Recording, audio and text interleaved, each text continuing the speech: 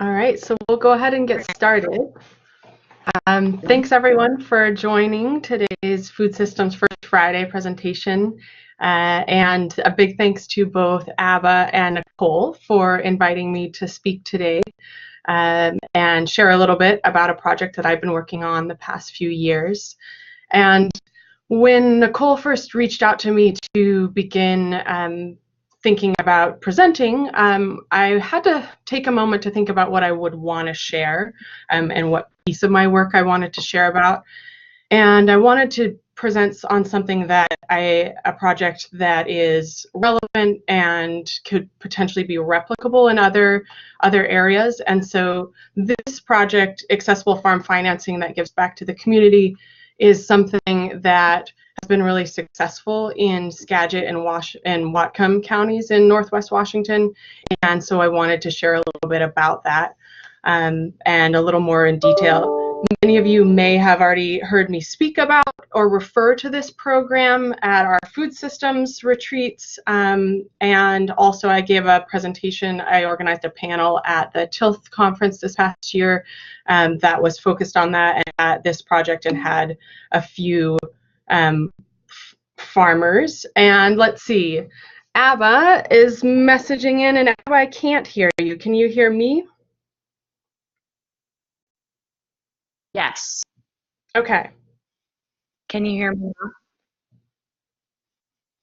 I can hear you, but cutting out. Can you hear me clearly?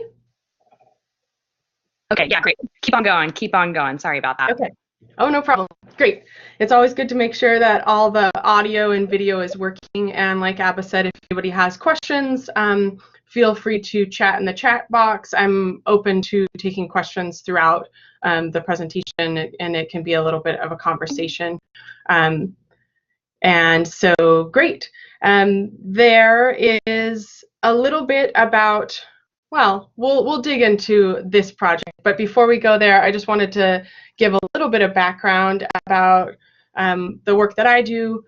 My name's Kate Selting Smith, and I am the Northwest Small and Latino Farm Support Extension Coordinator Specialist, and I work out of the WSU School of Environment, and I'm based at the WSU Skagit County Extension Office, so in Northwest Washington. And I'm also part of the Immigrants in Agriculture team at WSU with both Marcy Ostrom and with Jose Garcia Pavon. And I just wanted to put the invitation out there for anyone that is working throughout the state supporting immigrant farmers or farm workers to join us and join our team and guide future work forward. So most of my work focuses on supporting beginning farmers with accessible bilingual educational support. And so that includes it includes many different projects. I teach and organize our Cultivating Success classes, which are offered with simultaneous Spanish interpretation and are also offered for credit through the Sustainable Agriculture Education Program, or SAGE, through the Skagit Valley College. So those are a few of the courses that I teach.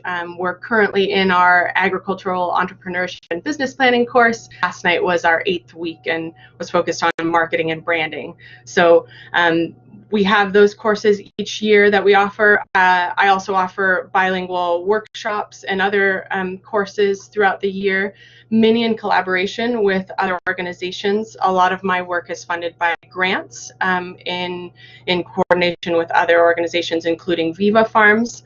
And so many of the bilingual English-Spanish workshops that we're able to put on throughout the year and that I can provide Spanish interpretation for are made possible through those partnerships and with those grants.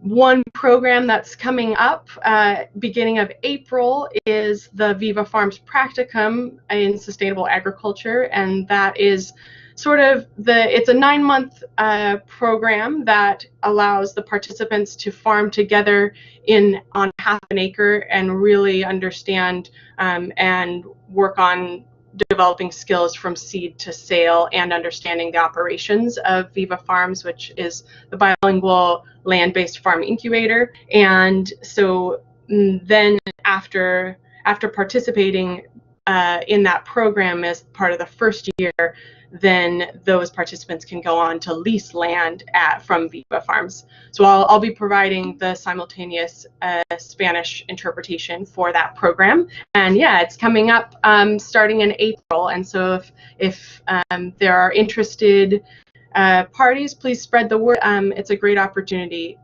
Let's see, other work that I do, I work a lot with individual producers, both Latino and Latina producers in this area, and provide a lot of individual technical assistance. And that includes assisting people applying for certifications like organic certification or GAP certification, applying to sell at markets like farmers markets or to food co-ops and other things, and navigating those application processes through in another language, oftentimes in a second or third language, and understanding how to navigate paperwork, since there's lots of paperwork, as we know, with many of the certifications and applications. I also do a lot of support for grant and loan applications, and so this project that I'm going to talk about today more in detail is one example of that. Also, as many of you know, I also help out organizing some of the farm walks, and so the WSU Tilth Farm Walks, each year we offer so many, thanks to the work of all of those at the Food Systems Program, and we will be offering, as we did last year, I'll be assisting in organizing 2 bilingual English-Spanish farm walk and Latino-owned farms. And so look for those this summer. We had 2 great farms that we got to tour this last year, and that'll be another really fun opportunity. So keep those in mind for the summer season. And then outside of that, I also work on many different other projects that come up, including one I'm working on a cider apple project right now, and also will be working a little bit on a farmer suicide prevention project out of the Skagit County Extension Office. So that's a little bit of more of what I do, and now we'll dig into this specific project. I want to introduce Cole Bitzenberg, who is the Community Food Access Manager at Community Action of Skagit County, and he manages the Skagit Food Distribution Center and has been an incredibly important lead on this project. This project wouldn't have happened without Cole and without others that I'll mention throughout the presentation. And Cole had been planning on being able to be here today, but he is short-staffed today at the Food Distribution Center and had to receive a big shipment, and so is in the middle of receiving that shipment right now, probably doing something like you see in the left photo right now, but maybe just him loading and unloading. So the Skagit Food Distribution Center is a center for aggregating food that then is distributed through to food bank throughout Skagit County. And on the right, you see Cole. He's with 2 farmers that many of you may know, Salvador and Misael Morales, and they have been participants in this program. So as you all know, working in agriculture, farming requires infrastructure and equipment, and that requires capital to be able to invest in. It's one of the major barriers for many that are starting farm businesses or trying to expand farm businesses. And we also recognize that traditional loan programs are not always accessible to everyone, whether you're limited by income, credit history, by immigration status, language skills, and a lot of other barriers. And in many instances, also discrimination has played a role in who has access to capital. So this is a project that has come about. It's been several years in the making. It was designed by Paul Schisler, Chris Elder, Rita Ordonez, and Cole Bitzenberg, many of whom are members of the Food Systems team. And they've been working on this for many years. If Cole were here, he could give us a little bit more specific details on exactly when it started. My earliest knowledge is back to 2014, but there may have been efforts before that as well to get this program moving. So micro enterprise assistance for on-farm infrastructure improvements is the title of this project, and it was a one-time grant for $900,000 from the Washington Department of Commerce to Skagit County. And so this was part of a community development block grant program and was really focused on economic development and supporting small businesses. And Community Action is the subrecipients, so have been the managers of that fund. And this program is available and has been created to be available for on-farm infrastructure purchases. And those, I'll talk a lot more about how the program works and how it has worked for farmers in a few more slides. It has been linked to farmers in Skagit and Whatcom County. So how the program works. So this program was, as I mentioned, was developed by those who were working on the project and then managed by Community Action. So a farmer that wants to apply for funding, which is up to $35,000 of funding on infrastructure and equipment improvements, they submit an initial inquiry to Community Action. This program was designed specifically for low-income farmers, and so the initial inquiry, the farmers then verified whether they qualify as a low to moderate income household. After that, the farmers prepare an application with their business financial documents and a full budget for what they're planning to use the $35,000 on. And these farmers can request up to, as I mentioned, $35,000 to spend on infrastructure and equipment. For those that are building something, there is environmental reviews required as part of the process. And then after the application is approved, farmers are then able to get different bids and collect 3 different quotes for each of the items that they'd like to purchase with their loan. And then after that's completed and the bids have been acquired, after the panel reviews, which is part of the process, Community Action is then able to actually provide checks to the farmers to purchase to make those purchases, equipment, infrastructure, and so on. This is the really amazing part about this project is that farmers have 10 years to pay back this loan, and it can be paid back in cash or in donations in produce, wood, or hay to the food bank distribution center, to the community Skagit Food Distribution Center. And then that produce, that wood, that hay is distributed out to other food banks in the area. And so the payback for it is really distributed throughout the county and benefits those that are in the county as well. So, and the communities that are present. The one other thing to mention is that the produce and the wood and hay are all valued at the wholesale value. And in this project, the Food Distribution Center has utilized the organic prices from the food co-op in Bellingham as the reimbursement price. So that's the payback price that farmers who are donating their produce are repaying their loan with.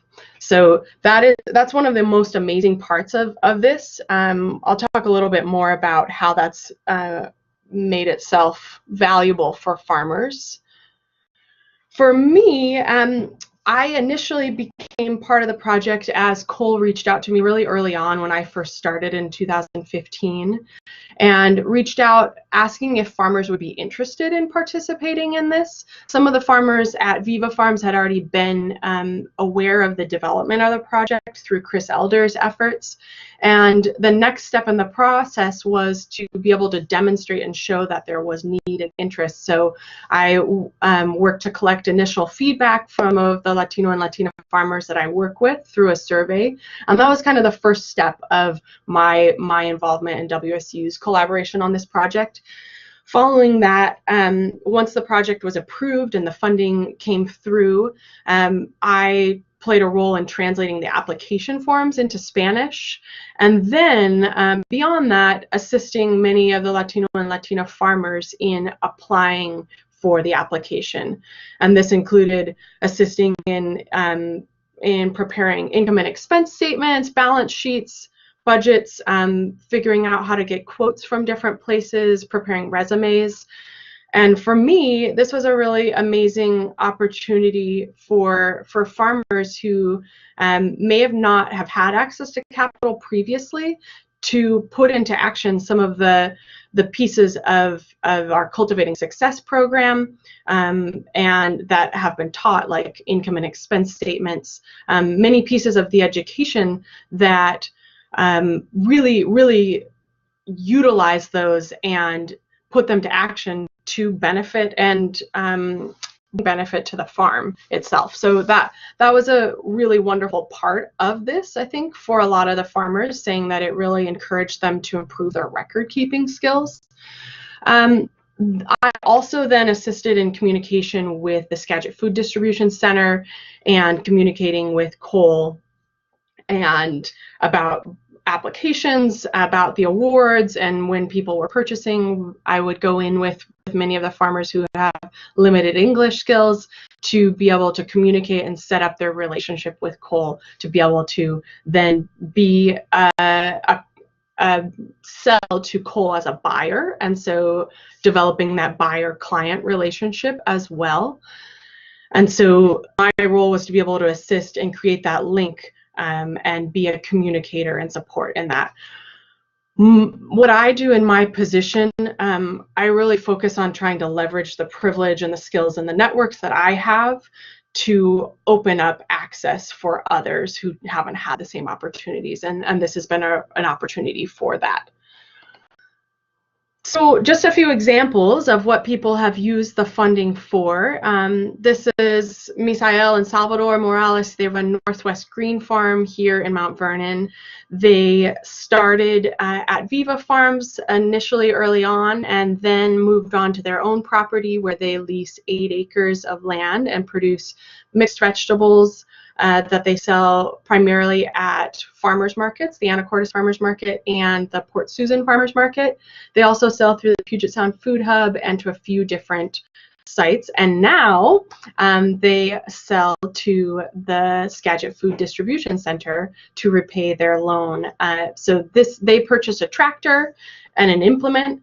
Previous to this, they were using a walk-behind rototiller, excuse me, and would have to trailer in a tractor for others that they had loaned from and borrowed from another farmer in the area or rented from a farm store in town to do the initial disking each year, but then would just use their walk-behind rototiller to prepare the rest of their beds and the rest of their weed control, which you can imagine on a scale of 8 acres is incredibly challenging.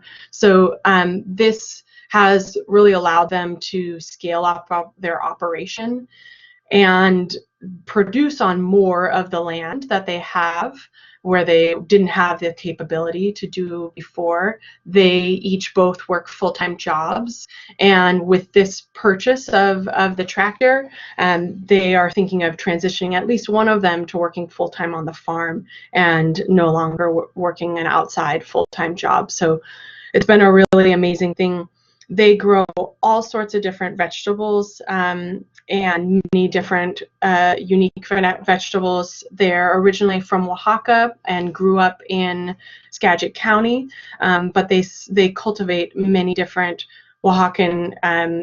They cultivate the chile coyote squash. They cultivate many different herbs as well that are very unique. Papalo, pipicha, verdolagas. There are many different herbs, squash blossoms. So they're able to continue doing what their passion is, and this purchase and access to capital has allowed them to scale that up and continue.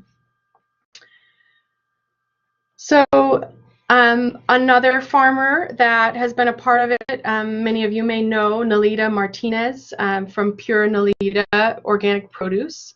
She has farmed at Viva Farms since the beginning, and now is operating about 10 acres and looking to lease more land as well. She produces primarily berries, certified organic berries, and vegetables. So let's see, strawberries, raspberries, blackberries. This loan that she was able to take out from the Skagit Food Distribution Center, and this is Nolita holding up her checks from that Cole was distributing to her that day to be able to go make the purchases.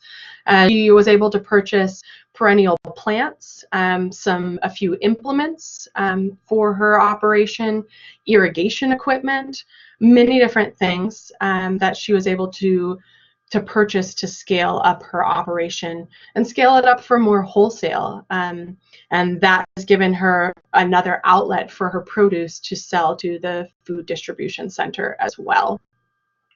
So Nolita is another example of a farmer that has participated in this. The $900,000 fund that is available was originally at $35,000 each. Was originally Cole had estimated that 26 farmers could participate in the program. Not all farmers have used up to their $35,000, so there's a few more that will be able to participate. And through that, I've assisted 8 Latino-owned farms in applying and for these funds, and that's about $280,000 of funds that are going into Latino and Latina-owned farms in Skagit and Whatcom County. So some of the other program benefits that we have seen coming out of this, one of the main things that we've seen is that this alternative loan program has allowed farmers to leverage the abundance that they have, which is utilizing the skills to grow amazing produce and utilizing that abundance to gain access to capital. That access to capital hasn't just depended on their past credit history and many other things, but that really looks at leveraging that abundance of food and bringing it to the communities. Like I mentioned before, it also provides a stepping stone for farm businesses to expand.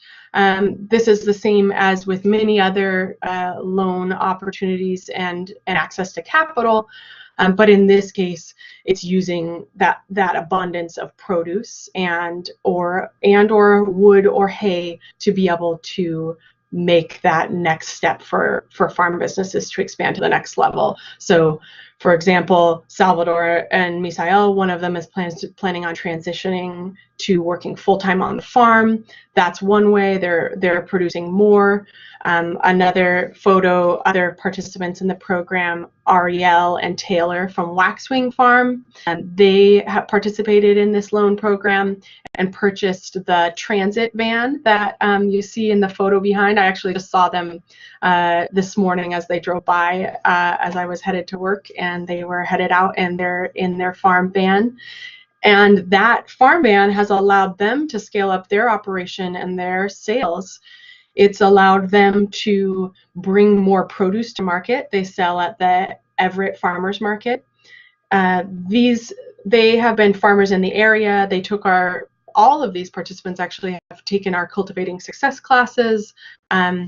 they are now producing on land here in Mount Vernon, and where previously they had to bring 2 vehicles down to the market in Everett if they wanted to be able to stock their stand fully and have a double booth, and bring all of the produce that they could sell. And this transit vehicle, this purchase, allowed them to only drive 1 vehicle down, really reduce the amount of cost going into transport their produce, as well as the personnel that needed to be there, and allowed them to bring more of their produce to market, increasing their sales. And in turn, that's allowed them to be able to scale up what they produce and how much acreage they produce.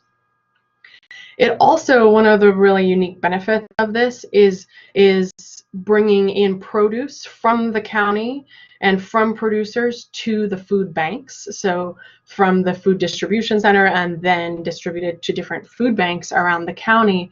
And being able to create an accessible and inclusive farm access, capital access program also makes it so that produce is also available to go to these different food banks, and oftentimes very unique produce and culturally significant produce that wouldn't otherwise be there in the food banks. Some of the examples being the chilacayote squash that Salvador and Misael grow, that has made its way into the food banks as they repay their loan. And what I've heard from participants that go to the food bank is they are thrilled when they get to see that squash there that isn't available in other grocery stores here. It isn't available at many other of the outlets that they purchase food in or go to for food. And so having something that is grown by farmers from the same area where they're from is incredibly powerful to be able to see that and eat that food that isn't available in other ways. And so this program makes that possible. That's same with different herbs, different varieties of vegetables that wouldn't usually make it into the food bank. So it's a pretty amazing opportunity to get more fresh produce into our communities. It also has allowed farmers to explore producing new crops because they have a more flexible market for it. So for example, Ariel and Taylor this last year, they produced some new varieties of peppers, which they weren't sure if they were going to be able to sell at how well they would sell at the market or to another wholesale account, but they had the flexibility to grow those peppers and then sell them to repay their loan to the food bank, knowing that Cole would accept produce. When farmers come to meet with Cole, most farmers ask, so what products do you want me to grow? What do you need? And Cole's response is, we always need fresh produce. There's not enough fresh produce available for the food distribution center and food banks. Grow what you grow best and what you want to grow, and we will happily bring it into the distribution. And so that's been a really great opportunity. When farmers, like lots of the berry producers, when they're not able to sell all of their flats of berries that they've harvested, to be able to, rather than tossing those or composting them, to be able to bring them back to the food bank next day and use that to repay a loan has been incredible. It's an access point, a key for people to be able to move more of their produce and have value behind what they grow and what they produce, even when markets aren't secure. So it's been a really flexible market, which has a benefit for getting those products into food banks.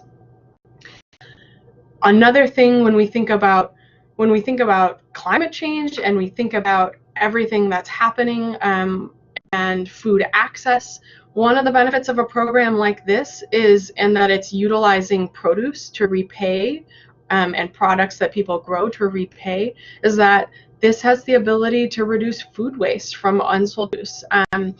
Like I was just explaining about berries that maybe are not sold at the end of the day, but it had harvested that morning. Rather than composting them, they're distributed out into communities, and it's been really, really powerful in that way. Another aspect that I will say has been a really great part of this program is providing a wholesale opportunity for training farmers who are just starting out, and a wholesale opportunity in relationship to build with coal at the distribution center that has been flexible and is part of a relationship that's supportive to be able to improve into the future. And so while in some of the instances, Cole has said, maybe we could focus on really supporting people on how to fill out invoices well, so that they make sure that they get everything paid when they're buying and selling, or when they're selling to other buyers. So that's been a training piece of it that has come out that I think is really beneficial for those who are beginning farm businesses and maybe have a lot of experience producing but not as much selling, and the business management component.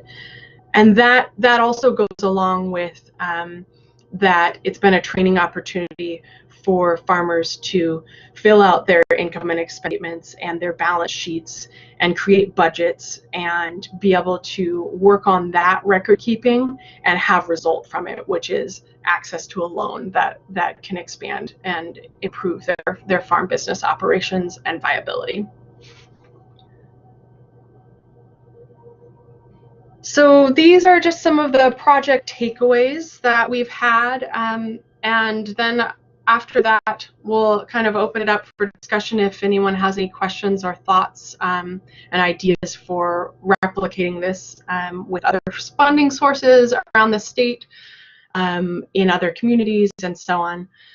So I would say that one of the big takeaways, while I've been played a supportive role in this process, and was not the lead creator on this project initially, what I would say is that creative funding solutions really are possible. There are ways to utilize funds, whether they're federal funds or state or private, from private foundations, but to create more inclusive loan opportunities and funding opportunities for beginning farms. But they take a lot of time to develop and dedication. So this program started, we started developing this before I even started. The project was in development, and Rita and Chris Elder and Paul and Cole were working really, really hard on creating this opportunity, and really from the beginning setting it out as the framework to be an accessible and inclusive program. And it took years to come into action. So let's see. Oh, we're kind of flipping through slides. Maybe we can go back to that project takeaway. I'll just talk a little bit more about project takeaway. There we go. So that a lot of the farmers that were involved from initial conversation at points throughout the process had been like, when is this funding going to come through? We talked about it back in 2014. I'm really in need of these things, and so it's a slow process. I had one farmer, after spending quite a bit of time with me, going through and preparing all of his financial documents, say, well, I don't know if it's going to be worth it. And we had a moment where we had to look at what the potential would be for $35,000 invested in his business, and he realized that it was worth that effort in preparing those documents, but that it takes time and it's not a fast process. There's ways to potentially look at different structure for a program like this. So it could be something to enact more quickly, but it's been part of a process, and I think that the results have been really amazing for the farmers that have participated in this county, Whatcom County. I'd also say that accessibility and creating an inclusive program is really crucial in both the project design from the beginning as well as in the implementation. So for example, the initial effort to translate the applications, if that had been the only piece of the process that had been an effort to include some of the Spanish-speaking farmers in the community, I don't know if that would have been enough to really make it so that farmers had access, applied, and then were awarded this. It was really critical for to have someone who was bilingual to be able to work and support farmers in preparing all of the financial documents. As I mentioned before, the role that I was able to play in collaborating from WSU. And that was a way to be able to leverage and open access for some of the Latino and Latino farmers to access capital. So not only is it important to think about it from the beginning, but also throughout the implementation, and make sure that it's working and make sure that it's including the communities that you intend to include. Another thing that we saw throughout it, as many of you know, and especially in the Latino community, word of mouth is a really powerful tool for reaching underrepresented communities. We saw several of the farmers that had already utilized the program and purchased a new tractor or implements or different pieces of infrastructure.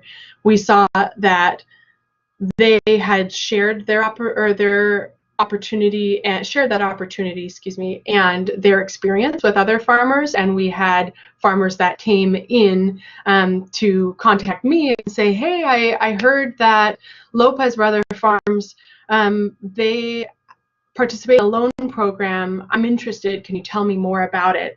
And so I think that some of the project design is really, really important to allow for that. So one of the things that worked really well, I would say, looking back in the design, is that community action was accepting applications on a rolling application. There was not a fine deadline, and it wasn't a yearly deadline. It was a rolling application, and I really think that that allowed for that word of mouth to happen within communities and really get to the people who might utilize, who may not have access to other funding opportunities, and to be able to apply for it and prepare at the time of year when they are able to prepare, when they're not slammed with farming, and when they had the time to do it. So I think that was a really important part for the project participants and those who participated and have received loan funds, as well as, I would imagine, although Cole could tell us much more about this, but the workload for both the committees reviewing applications and for Cole, as well as for myself in being able to assist farmers in preparing their application and all their financial documents, having that rolling deadline or accepting applications throughout the year and throughout the project period over several years was really helpful and I think successful, and I would recommend including that in other projects. One thing that we did learn was that funding infrastructure that requires permitting is a lot more challenging. In this project, several of the farmers that I assisted applied to build some sort of infrastructure, and that included a greenhouse or high tunnel. Also, one farm had applied to dig their well deeper, and this was really complex and challenging with the county funds and the environmental review process, and so I think that those are possible and there's ways to go about it, but they definitely recognizing that that is much more challenging. And so maybe thinking about that if any of you are thinking of creating a program somewhat like this, though many of the farmers chose to purchase things like equipment and implements that was more, it was a more streamlined process for being able to purchase those and being approved. So that's something to keep in mind if you're thinking of developing a project like this and looking for funding to create an accessible loan fund. And the other thing that I would just say is that this is a really incredible example of community collaboration. This project wouldn't be possible without all of the collaborators that created the program initially that I mentioned earlier, as well as Cole and the Community Action Skagit Food Distribution Center really moving this project forward. So just a little bit of a recap. So this was a $900,000 fund to be able to support low-income farmers to gain access to capital to purchase infrastructure and equipment, and all repayable through donations to the food bank and the Community Food Distribution Center, the Skagit Food Distribution Center, that then is distributed to the food banks in the county. So with that, we'll just have we'll leave it open for questions. And this is one other participant. I mentioned that you could repay your loan in wood for firewood. So this is one example of that. Those who have participated in the program. And I'll open it up for questions if anyone wants to ask anything or has thoughts on how to expand this and replicate this in other programs and other counties throughout the state. Great.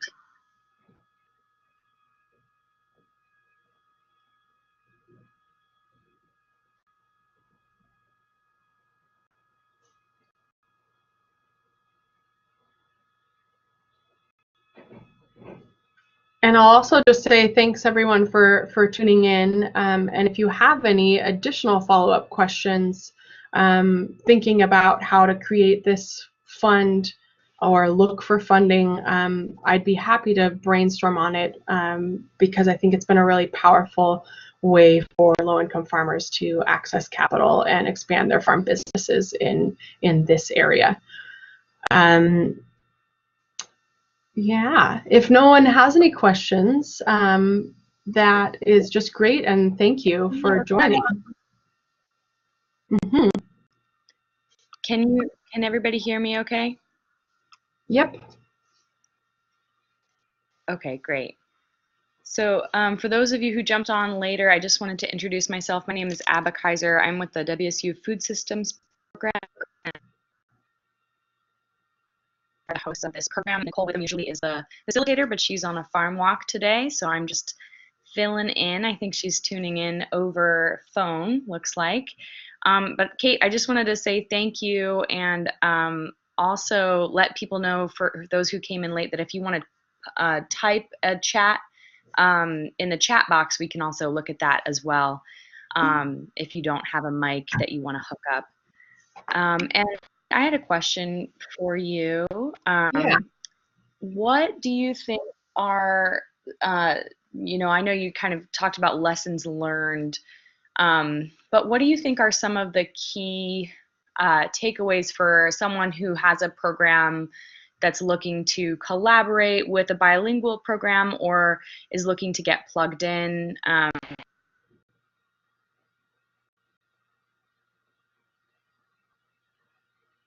Collaborations are folks who have been interested in that kind of relationship with what you do.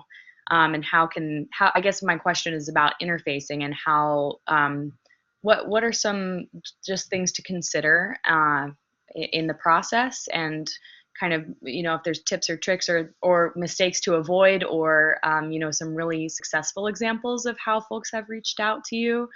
And, yeah, I guess I'll just leave it at that. Yeah, and I'll try and respond to that. There was a piece that cut out for a second, but I think I understood most of the question. So thinking about, let's see, thinking about collaboration, I guess some of the, from a logistical standpoint, I'll talk from both a logistical standpoint and then also from what my recommendations are. So if Great. you're interested in reaching other communities that maybe are underrepresented communities that aren't part of programs that you offer yet or seem to not be participating, I think that it is, but you're interested in reaching out and supporting those communities. And in this instance, for example, many of the Latino and Latina producers or farm workers in the area, my recommendation is to, let's see, I'd be, I'm open to communicating, number one, about what your thoughts are. My recommendations are that it's really important to understand what some of the barriers are for the people you want to include. What are the barriers for them in participating? And that includes, and that is based on getting to know some of those people. Sometimes initially that's Right. difficult if you don't already have relationships in the community. Oftentimes it's really critical to have someone that you hire on staff that's bilingual, that has language skills. I would say that's incredibly critical to be able to reach that audience, because as we talk about often, just having something translated doesn't always ensure that it makes it inclusive and accessible for people. So I would say working to reach out to other organizations in your community that already that serve and work with the communities that you want to be able to include, and ask them what the needs are.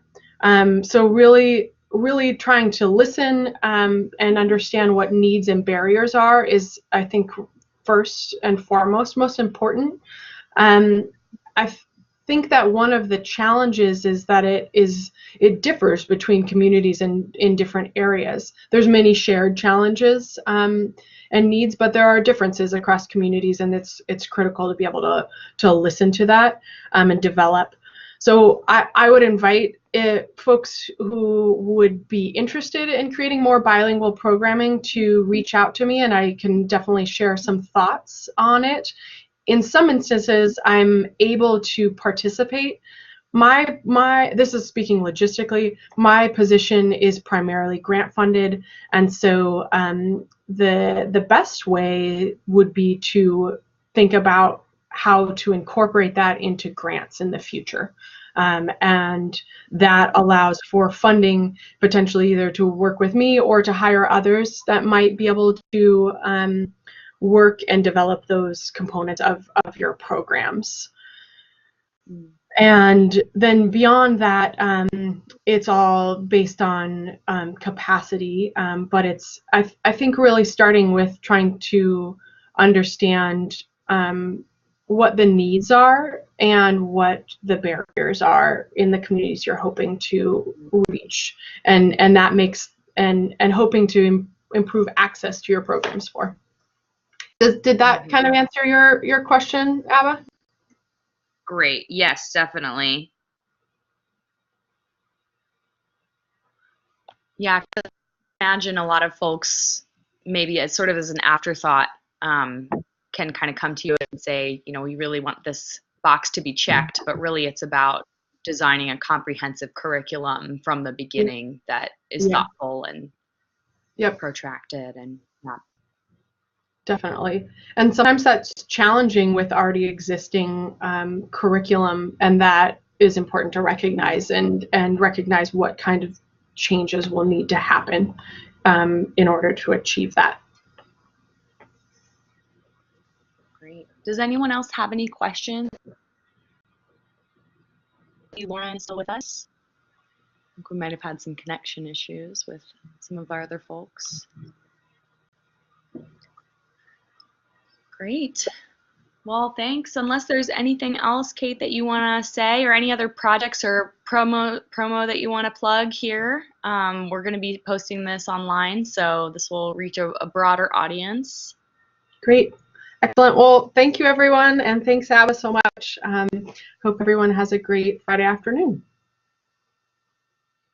Awesome. And I'll just do my little blurb that I was remiss in getting in there earlier in the talk here. But this is the First Friday Food Systems Focus. We are a collection of WSU researchers, academics, extension faculty and staff, as well as critical external partners such as the WSFMA, WSDA, PCC Farmland Trust, TILF, counties, and conservation districts, and this team works statewide to provide specialized resources for farmers and food system contributors throughout Washington, working to support viable farm businesses, optimize sustainable natural resource stewardship, and to promote the scaled distribution and processing systems, always in the pursuit of healthy food access for all. And we have this work is through 7 different frameworks, through 7 different interconnected focus areas. So a lot of which were talked about today. Sustainable farming practices, equitable access, energy and waste management, processing and distribution, policy and regulation, economic benefit, and farmland and resource conservation. And so I just want to end this presentation just thanking you again, Kate. Kate Smith is our presenter today. She is the Northwest Small and Latino Farm Support for WSU School of Environment and Skagit County Extension. And you can find her easily on the internet and get in touch with her to collaborate on your next bilingual project. So thanks, Kate, so much for all the work that you do and for holding it down up in Skagit, and we'll look forward to hearing from you again soon. Sounds great. Thank you. All right. Take care, everyone.